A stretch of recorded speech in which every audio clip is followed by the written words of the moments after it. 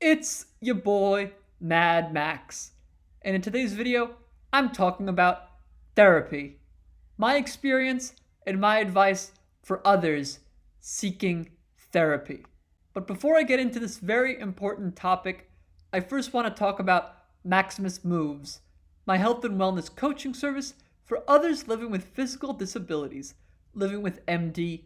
I know how difficult it is to get your life in order to find direction and to find purpose. Are you held back by self-limiting beliefs, thinking fitness, having the social life you want, or the love life you want are totally out of the question? With my heart, mind, and body method, you will soon realize nothing was holding you back. Think of me as your older brother and accountability partner with a mission to improve your life. And I know how difficult it is living with a disability, but I want to show you what you can do and that a lot of your thoughts are self-limiting beliefs. And if you also want to join my private Facebook group for other like-minded individuals and a community of people that want to take back control of their lives, link to my group and link to my private coaching are in the description below. So in this video, I will be talking about therapy, its benefits, and my personal experience. So for starters, living with a disability, the data out there, it's true. People that are disabled are 3 times more likely to have depression and anxiety. And there are a lot of reasons as to why that is. But first and foremost, living with a disability is challenging. Even someone like myself, there are days that there are challenges that self-limiting beliefs get in the way. And when you're experiencing that, what you need is proper guidance from a mental health professional that knows how to deal with that. In addition, my view of therapy is that it's a tool to help improve your life and achieve the goals that you want to achieve. With a therapist, it is clear, at least it becomes clearer what you want, what motivates you, things that are bothering you, things that you really like. And having someone as a soundboard can be very helpful. And in particular, living with a disability. So there were times in my past when I was younger, maybe 3 or 4 years ago, where I had a real mental health crisis. Like, I had panic attack after panic attack. It was not a good time. And, I'm just being honest with all of you out there. I think by sharing issues that I've gone through, I can help others and make them realize that there's nothing better than having and seeking help. But anyway, during that time, I really could have used a therapist, someone to talk me through it.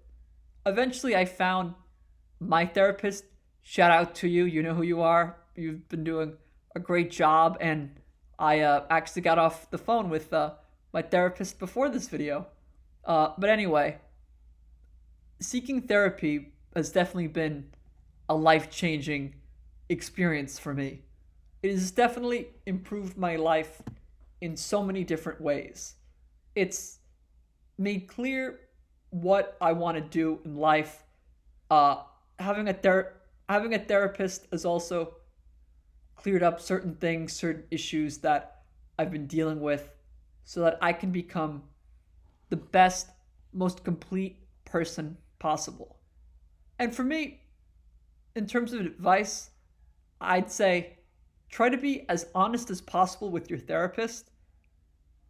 That's the only way you could really solve underlying deep issues. In addition, having a willingness to improve, having a willingness to accept these are flaws that I have as a person. We all have character flaws. We all have aspects of ourselves that others completely dislike and are annoyed by. And by realizing that we're all difficult people to deal with, we all have our quirks, it helps us to build relationships and relate to other people. I think another thing that's very important, as I said about honesty, is vulnerability. Being vulnerable. And this vulnerability of me talking about seeing a therapist, I think, at least I hope, it motivates those out there, if you aren't already seeing a therapist, to seek guidance and help. I think that, especially living with a disability, it's important that you talk about your experience. Talk about it to someone that knows how to deal with certain mental health issues and challenges. And also, just by going into therapy, you're basically saying you want to make a change, that you want to talk about a lot of these issues that have been boiling up, and you want to address those. So, again, just to wrap up this video, in my experience, therapy has been wonderful, and to those that haven't already sought out therapy, I highly recommend it. Regardless of where you are mentally, I think it can only help. Having someone there that you could talk to, talk about things that you might not be comfortable talking about with other people, I think it's valuable. Living with a disability in particular, I think it's been great, and given the statistics of the mental health crisis, not only people living with disabilities, but the mental health crisis of young people, I think therapy is one step anyone can take, especially young people and those living with disabilities. So, again, please smash that like button, comment, subscribe. I'm going to have more content where I'm just being vulnerable and just talking about my experience with things.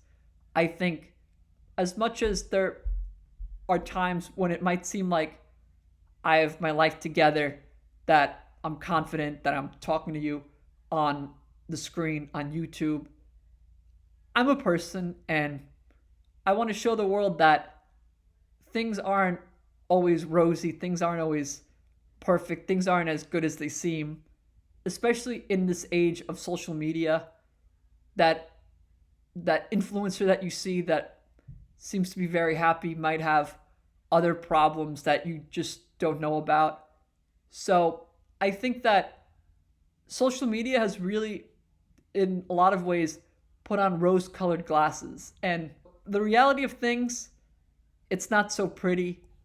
And there's a lot of ugliness and just other aspects of ourselves that are not brought forth on social media. So again, I appreciate your support. And one last time, smash that like button, comment, subscribe. Until next time, it's your boy Max, over and out.